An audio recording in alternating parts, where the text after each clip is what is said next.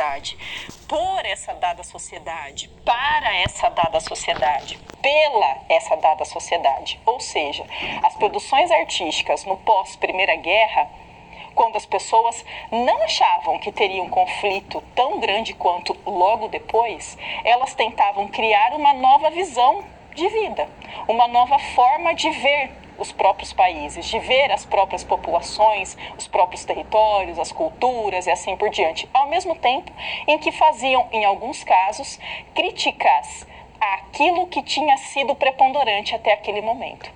Pense comigo. Nós falamos sobre racionalização de trabalho, racionalização do ambiente urbano, as reformas urbanas. Falamos sobre uma racionalização da vida. Movimentos artísticos vão, inclusive, contestar essa racionalização. Vamos para a tela, então, por favor? Nós temos aqui esse movimento que é bem conhecido, principalmente depois da série da La Casa de Papel, né? Nós temos ali, então, Dalí, aqui, que com certeza você tem algum conhecimento, alguma informação sobre ele. Então, destaques, o Breton, o Magritte e o Dalí também. Qual era a proposta, né? De modo resumido, o surrealismo é um movimento artístico que visa acessar a essência última da realidade, adentrando-se nas profundezas de cada subjetividade individual. Perceba, é o oposto daquela busca pela racionalização, que foi o que marcou a Europa na passagem do século XIX para o século XX. É o extremo oposto.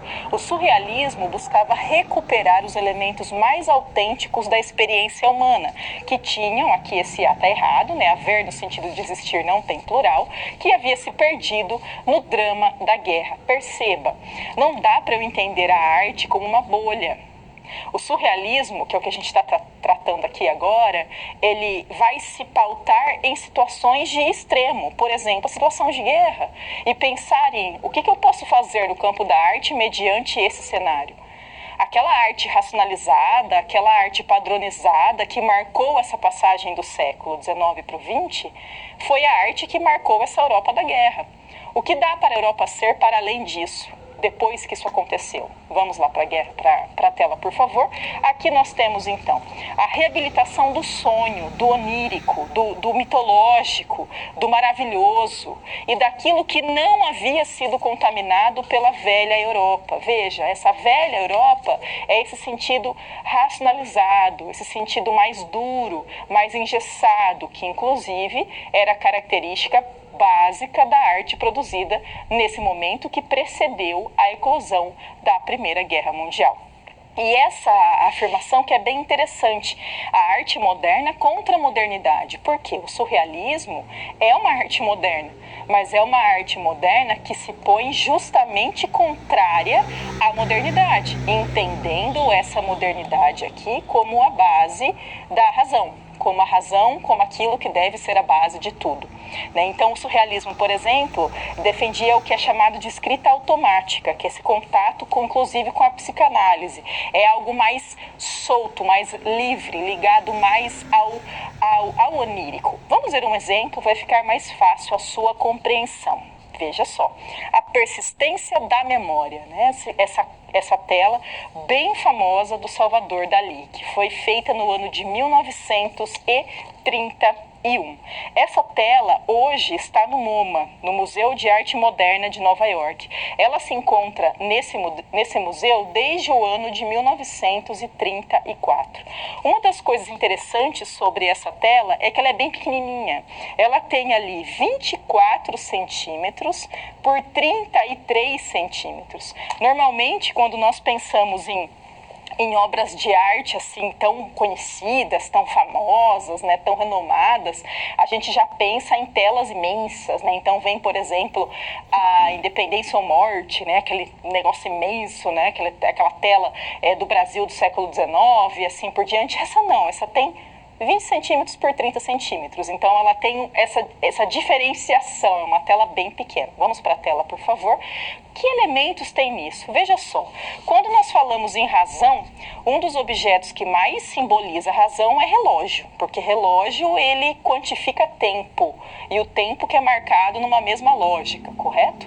Vai lá, o Dalí, nessa obra, Persistência da Memória, e desenha vários relógios derretidos, relógios deformados, ou seja, uma não racionalização do tempo. O único relógio que não está derretido, que não está deformado, é esse aqui, que está virado, né, de cabeça para baixo. E na parte de trás dele, que é o que nós estamos vendo, tem formigas. Né? Leituras, interpretações dessa obra associam essas formigas que o Dalí ali pintou como uma menção à putrefação. Então, essa questão do tempo que vai se perdendo, né? Que vai se derretendo. Né? Aqui, elementos do cenário em que ele viveu. Então, esse ramo aqui, por exemplo, seco, é de uma oliveira, que é uma árvore comum na região da Catalunha, onde o Dalí vivia. Aqui nós temos a temporalidade e a questão da memória sendo pensados de um jeito fantasioso, de um jeito ou outro, não de um jeito racionalizado. Porque se eu falo em relógio, o meu relógio e o seu relógio marcam o tempo na mesma sequência. É padronizado, é racionalizado. Ele derrete o relógio, ele deforma o relógio, ele põe o relógio em cenários que são incomuns. Isso como característica básica mesmo desse movimento surrealista. Outro movimento bem diferente do surrealismo, vamos para a tela, por favor, é o futurismo. O nome já dá a entender algo, né? Futurismo, é bem a ideia de futuro mesmo, né? Pode ser considerado um dos primeiros movimentos de vanguarda. Por quê? Porque a publicação do seu manifesto de fundação aconteceu no ano de 1909. Nessa concepção desse movimento artístico, a vanguarda não produz apenas obras, mas também visões de mundo. Acontece que o futurismo, em específico, teve uma ligação muito forte com o nacionalismo. E como nós já tratamos, todo e qualquer nacionalismo, quando ele se torna exacerbado, quando ele se torna muito severo, acarreta problema. É só questão de tempo, mas vai trazer problema. Características essenciais do futurismo: simbologia da modernidade e da técnica, né? Essa ideia de futuro mesmo, né? De tecnológico. E tem um forte componente bélico. Veja o problema que eu acabei de dizer: a ligação com o nacionalismo em um contexto de Europa destroçada pela Primeira Guerra, tendo um sentido de arma, um sentido bélico muito presente. O futurismo se destacou na Itália, e na Itália aconteceu, inclusive, nesse período entre guerras, um movimento que é chamado de Grande Itália. O que é isso? Um crescimento industrial da guerra não se sustentou nos anos posteriores. Então, a Itália também atingida, né, pela guerra, obviamente, e vivendo os destroços, né, as consequências dessa guerra. Isso fez também, colaborou para que, melhor do que fez também, com que houvesse uma série de greves, de movimentos grevistas de contestação por parte de pessoas sindicalistas, socialistas, anarquistas, que estavam se manifestando contrárias àquela situação pela qual a Itália estava passando. Isso tudo no contexto de recusa da velha Europa e apego ao novo como valor positivo em si mesmo.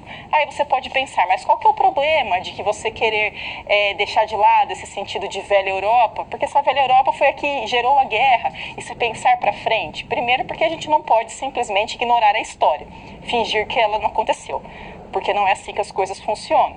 Coisas mal resolvidas, coisas que nós tentamos passar pano, né, jogar algo em cima, ela volta, é só questão de tempo.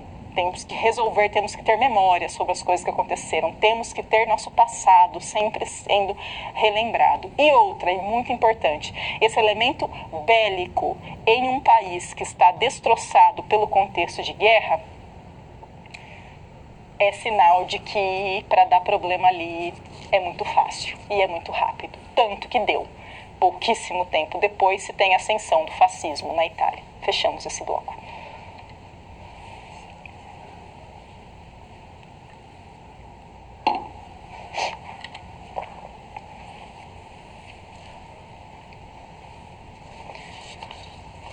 Eu li um artigo recentemente de um historiador chamado Luiz Serri, em que ele trouxe dados de uma pesquisa realizada com adolescentes sobre aulas de história no ensino básico, e que esses adolescentes pesquisados aqui, adolescentes no Brasil, na Argentina, no Uruguai, no Paraguai, então contexto de América do Sul, e esses adolescentes todos trouxeram como o momento da história que eles mais têm interesse justamente esse momento que a gente está estudando, que é a história contemporânea, que é a história mais recente. De fato, é muito legal. É um estudo que é interessante da gente se ter. Não estou dizendo que os outros períodos não sejam interessantes, mas é um período bastante interessante de ser estudado. Junto com o quanto ele é interessante, ele é muito complexo.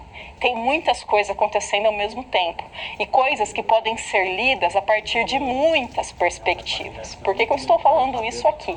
Porque nós estamos tratando nessa aula de muitos assuntos. Você precisa pensar, utilizar esses autores que nós estamos nos valendo aqui para ir além, para ler mais, para saber mais também sobre esse assunto e já sabendo que, de fato, lá na escola é um momento da aula de história que se tem um interesse marcante por parte dos adolescentes. Vamos para a tela, por favor.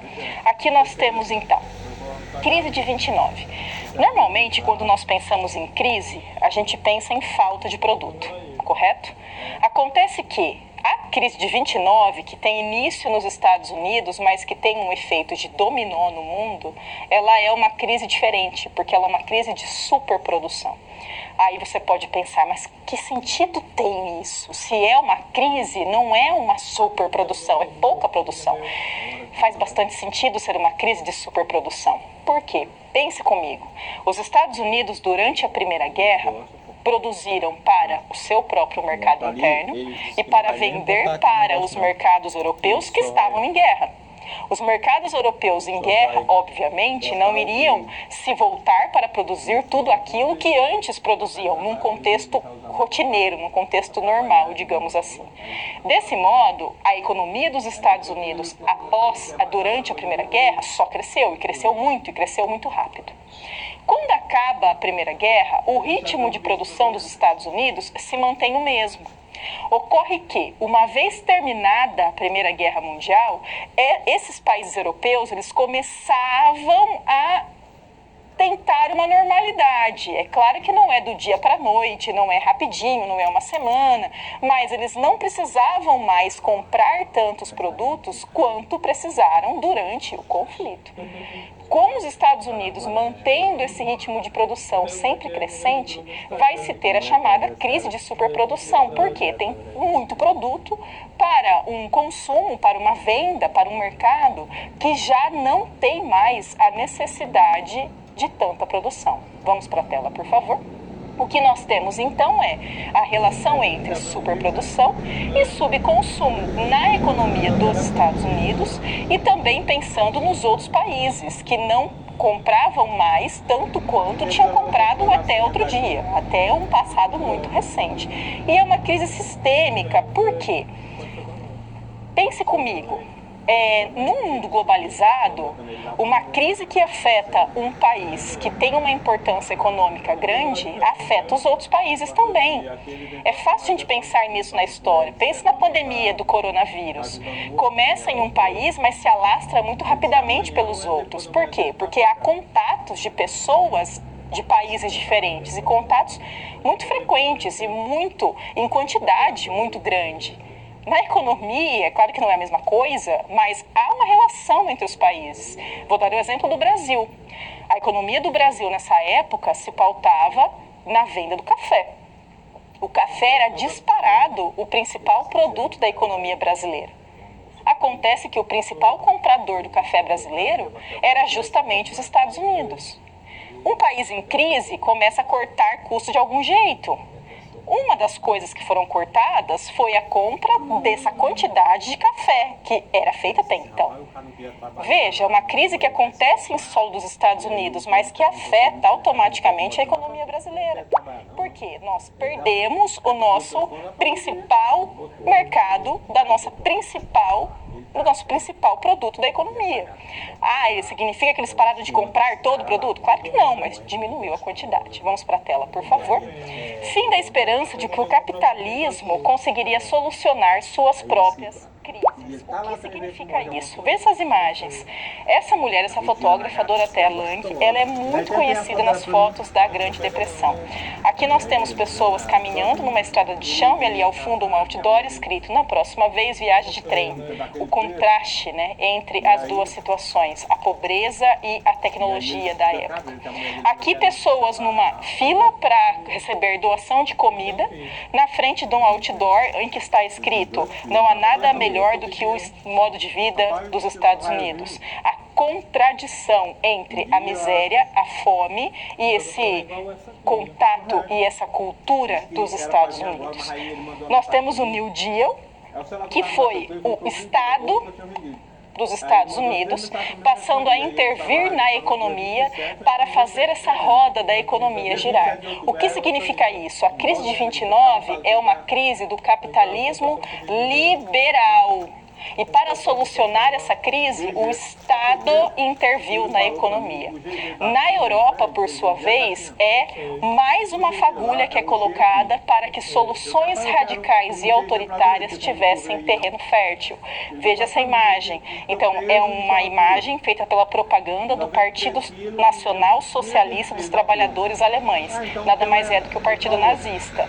A família ali, o pai, a mãe, as crianças, está escrito: seus companheiros precisam de conselho e apoio para retornar à sua comunidade. É o momento de uma Europa destroçada pela guerra em situação que é fácil que você consiga o surgimento de soluções radicais. É o que acontece na Alemanha.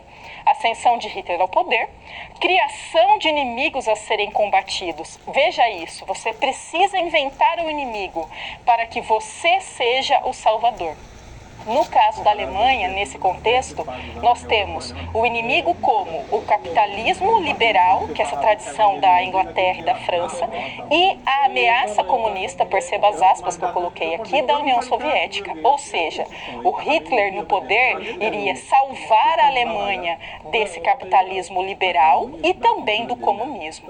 É um discurso para propagandear-se como o único capaz de salvar a sociedade alemã. E o resultado, nós sabemos, é isso aqui: vítimas dos campos de concentração. Pessoas comuns, aqui na foto nós temos mulheres, crianças, que foram vítimas, milhões de pessoas que morreram nos campos de concentração, em um esquema sádico em que se utilizou a tecnologia enquanto máquina de morte, enquanto máquina para se matar mais rapidamente uma grande quantidade de pessoas. Aqui indico o documentário chamado Shoah, que é um documentário já mais antigo, ele é do ano de 1985, de um diretor chamado Lensman. Você não vai conseguir ver esse documentário inteiro, porque ele tem cerca de 9 horas, mas assista um pedaço, você consegue encontrá-lo na internet, e se tem pessoas indo visitar o campo de concentração onde eles foram presos. Então, um documentário, assim, muito violento, porque as pessoas elas não têm nem o que dizer ali. Novamente, a ideia do indizível. Fechamos esse bloco. Igual o problema do meu também dava com esse mesmo problema aí do teu, ó. Aí eu tive que comprar outra bateria, não quero mais não. Tu deu quanto mais ou menos? De que? Pra ajeitar o alternador. O cara cobrou R$400. Arte política é tema dessa nossa SP. Vamos para a tela, por favor. Então, a nossa problema é a seguinte: como se dá a relação entre arte e política? Afinal, quem delibera sobre o que é arte? O governo, os grupos políticos, a comunidade artística, o próprio autor? E a arte boa? No que se difere da arte má? Qual que é a base dessa questão? Vamos lá. Durante o governo nazista na Alemanha, se tem a criação do conceito arte degenerada. E o contraponto da arte degenerada é justamente a arte boa. O que é isso? Vamos para a tela, por favor. Nós temos aqui, então, a Alemanha de Hitler. A arte boa é a arte aceita pelo governo e deveria ser alçada à categoria de arte alemã.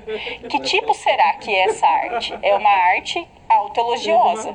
É uma arte que elogia Hitler, elogia o partido nazista, elogia as ações que eles fizeram. Não, e o pior que A arte degenerada, faltou umas aspas aqui, é aquela que tem um conteúdo que destoava das ideias gerais do regime, ou seja, aquela que questionava as ações de Hitler, aquela que apontava as ações de Hitler como algo incorreto.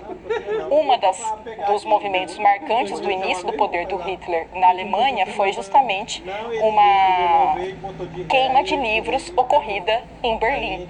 Isso é muito simbólico, porque livros contêm ideias, e ideias podem questionar coisas e pessoas e movimentos e ações. Se queimar livro significa você queimar a possibilidade de contestação. Criar o conceito de arte degenerada é dizer que você está proibindo a produção de uma arte que questione as suas decisões. Isso é marcante num governo autoritário, um governo totalitário, como é o caso do governo nazista. Vamos para a tela, por favor. Resolvendo então essa SP, a arte política, embora imbricadas em uma complexa relação de reciprocidade, também podem ser compreendidas a partir da cultura e costumes de cada época. A comunidade escolar pode ser apresentada a novas formas de perceber e avaliar a relação entre essa autonomia daqueles que criam a arte e a responsabilidade que os movimentos artísticos e intelectuais possuem em relação ao contexto em que vivem. Nós falamos, por exemplo, do movimento surrealista que vai propor uma nova forma de se pensar a vida, as relações e tudo o resto. Muito legal. Futurismo já é outra coisa. Futurismo já tem uma ligação com o nacionalismo, já tem um componente bélico presente, já é um outro tipo de arte. Fechamos esse bloco. Pois é, não tinha não, foi isso que trabalhava, tinha depois ele começou a trabalhar com salário, aí tinha filho, tu sabe, o cara com filho, né? Para nossa interação, eu gostaria que vocês pensassem um ponto que é bem importante. Vamos para a tela, por favor. Pensar a história para além de grandes nomes e grandes acontecimentos